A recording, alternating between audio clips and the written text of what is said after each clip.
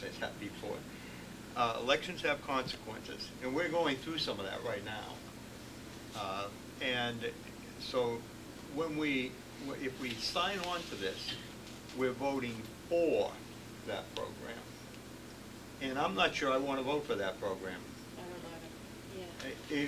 Yeah. In spite of what damage it might do at the state level, or how much damage they might cut off all of our funding if we don't participate. I don't know. Well, we'll get more information. What's frustrating to me is we know we don't need any more studies. We know two other things you can do is support your teachers and keep a reasonable classroom size. I mean, that's number one. And then give the teachers the tools they need. If it's professional development, if it's technology for the class they're teaching, whatever they need. That's what works. And yet we keep putting these programs together to figure out what works. If they gave us the money, we could keep our classroom sizes down, and we could keep our teachers in tune to the direction that the committee and the community has set for our children. And it just comes back to local authority, local input, and local control. We know what our kids need. We know what our teachers can do. We just need some help maintaining those classroom sizes so that we can get those test scores that everybody's looking for. So they keep throwing money at the wrong things. When we did the survey here in the middle school, the magic number was around 97% of the students said their parents cared and that they cared that they did well in school. That is the magic to having the non-performing districts brought up to performing. And as long as those parents aren't giving a damn, those districts will never succeed. No matter what you do with the teachers, they have good teachers. I'll bet they have good teachers. The problem is they don't have good kids. The kids aren't being told at home, you must do well, or you don't get any candy after supper. They have to be told Some at of them home. don't get supper. They have to be told at home that it matters. it matters. That's how you dig yourself out of this. But that isn't what they're being told. That isn't what they're taught at home. And until we fix that problem, we won't have success in the schools. So I have a question for Mike. So say, I don't know, let's say half the districts say they want part of the program and half don't, and Massachusetts gets its money. Then what do we have, a two-tier system in this? I don't understand so what happens in the state then? That did those districts get penalized because they decided they wanted to remain independent of this program?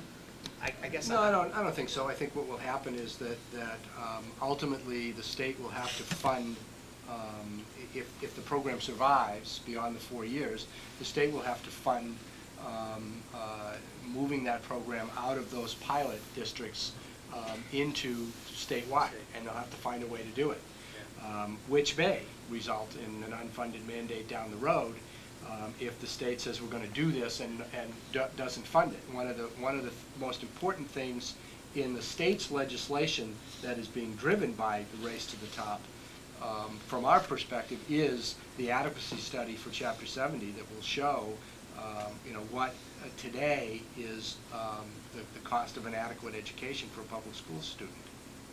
And not all the money is going into this program. Only about Right, half of it. Right. The other half is going through the Title I formula. So we will again, get basically this is nothing. not Nothing. Right. Yeah, We'll get nothing. basically nothing of that Title I aspect of it.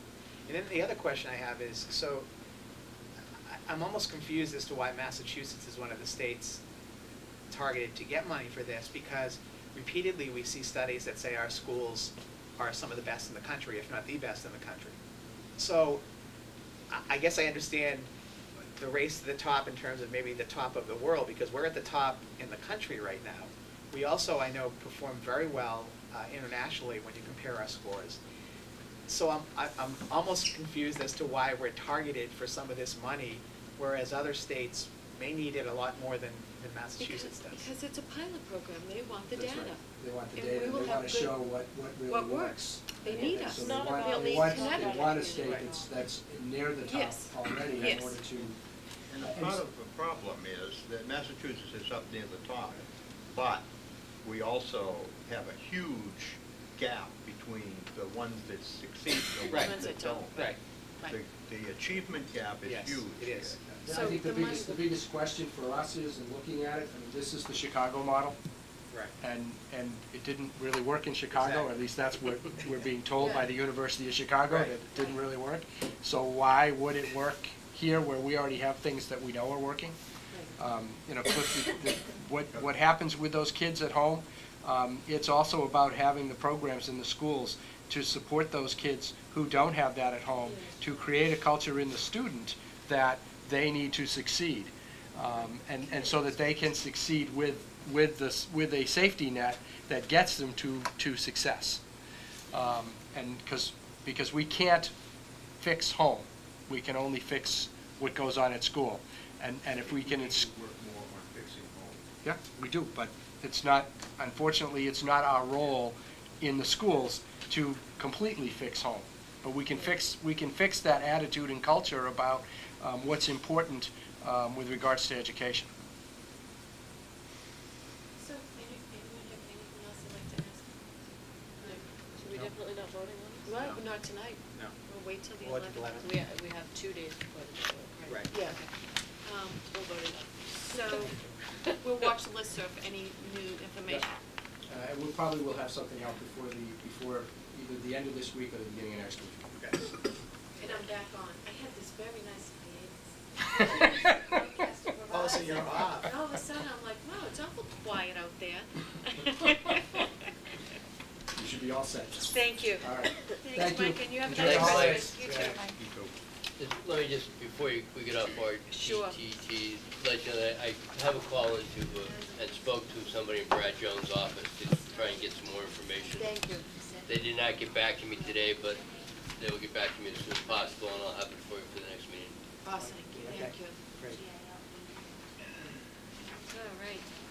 Budget discussion. I love this topic. From bad to worse. Go Bad ahead, news.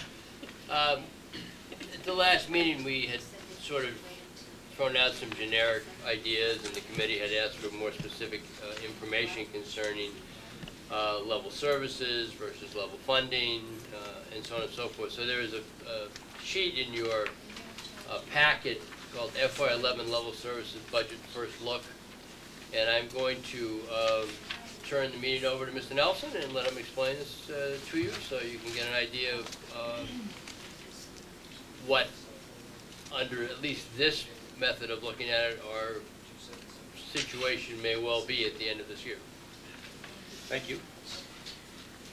First, let me explain what you have in front of you.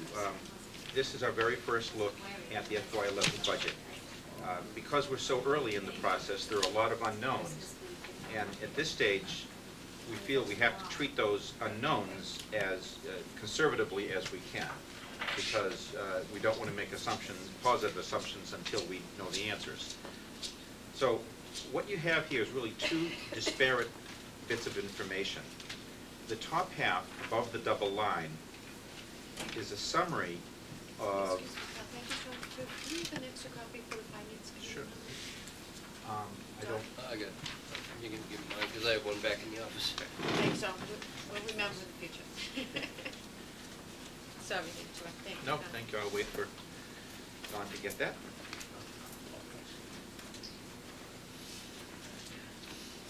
So what we have above the double line is a summary of what a level services budget for FY11 will look like. And let me take a moment to define how we, to describe how we define level services. Level services is to take all of this year's programs, all of this year's personnel, the exact same full-time equivalent, and move it forward to FY11. There are no new positions in this budget. There are no new programs in this budget. There are no new textbooks in this budget. What we've done is level funded all of the school budgets, the department budgets, and what we've primarily had to do here is to cost out the costs of the various collective bargaining agreements into FY11. For example, when you look at the teachers line, you'll see that the cost of next year's agreement, which is 1%, and the 1 1/2 steps that are due teachers next year end up costing 3.8%, or just under $500,000. Well, I just want to, because this year we only did a half step, that was it. Was the cost like about 60,000 or something this year, or in that? Yeah, that sounds, that's, I think my that's what recollection, that would be yeah. what that was, yes. And then so forth down the various employee lines. But it's really important to point out here that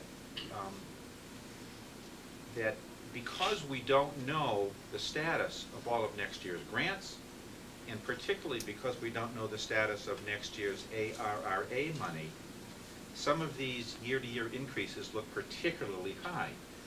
The best example of that is to look at the paraprofessional line, and you'll see that the FY10 cost for paraprofessionals is $567,000. The FY11 cost for paraprofessionals is $850,000. That's a $280,000 increase. But that increase is not explained by collective bargaining, but it's explained by the fact that we spent a couple $100,000 offsetting the cost of paraprofessionals this year with stimulus money. And I thought, once again, to drive the point home, I mean, I know this looks bad, but I think it's important to point out that it's not because of collective bargaining, it's not because of an increase in staff, it's because we're taking that conservative viewpoint at this point, that being that we don't know if we're getting any additional stimulus money. In fact, we are assuming in this sheet that we are getting no additional stimulus money. Except for the... Additional is the key word I used. Right, so that we are plan to carry over. Yes, there's carryover money available that I'll explain Okay, when we get to the bottom. okay, good. So that confuses me even more, so I'll let you go through Oh, that. I'm sorry. No, that's okay, But that's okay. let me repeat that. This first look assumes we're getting no additional awards, no additional money beyond what we already know we have. So that explains why those percentage increases there are unusually high. So altogether, and then plus you had an unidentified reduction in FY10 of $125,000 that at this stage in the process we haven't yet assumed will be the case for FY11. So that $125,000 makes the year-to-year comparison even more onerous. So with the uncertainty of no stimulus money, the salary costs for North Reading Public Schools goes up $1.2 million, or 6.8%. Now, very interestingly, that next line, entitled Expenses, is worthy of a quick look. This is the first time, I believe, in at least 10 years, that on a year-to-year basis, we are able to potentially offer a budget that has no increase in expenses. I mean, that's really pretty remarkable. And that is primarily due to the fact that special education costs don't appear to be increasing from FY10 to FY11. And when we provide the detailed budget in January, you'll see how that breaks down. But the quick story there is that, as the committee knows, I believe that school districts are responsible for picking up the costs of special education between the ages of 2.5 and 22, if I'm not mistaken. And it just, through the demographics of our special education student body, there are a lot of students reaching age of 22 next year. It's an unusual occurrence, the way that the graph falls. So that fact is actually providing a financial benefit. How does the cut in circuit breaker, is that? That's worked in there? actually factored in here. So And 40% circuit breaker? yes, and I'll speak to that as we get down to the bottom. Yes, even with the decrease in circuit breaker, the special education costs appear to be lower next year. Okay. Oh, I'm stunned. Kyle, assuming that there is no additional stimulus money next year, what's the differential in the amount that we actually used this year versus what we'll have available to use next year? I'm very confused. That's Yes, let's go right to that. So to answer that question, let's just finish up above the double line. So the term general fund I always use to describe the town meeting appropriation. So the town meeting appropriation or the general fund total of level